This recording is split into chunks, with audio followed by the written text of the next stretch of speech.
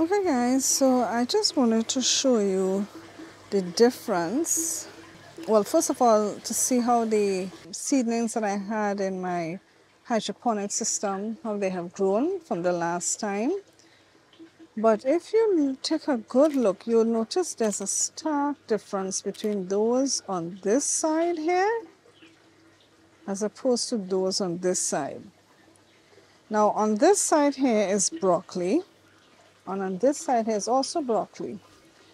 But because this side here is getting more sun, you notice how big these broccoli plants have grown, whereas this one on this side is not getting as much sun. And look how small the broccoli plants are, all on this side. And the cabbage, which is in this row, and whereas on this side with the broccoli and the cabbage, these are much bigger.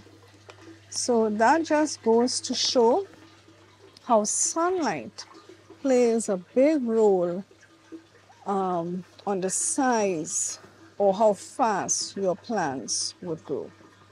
But this is just an update here showing the progress of the seedlings in the hydroponic system.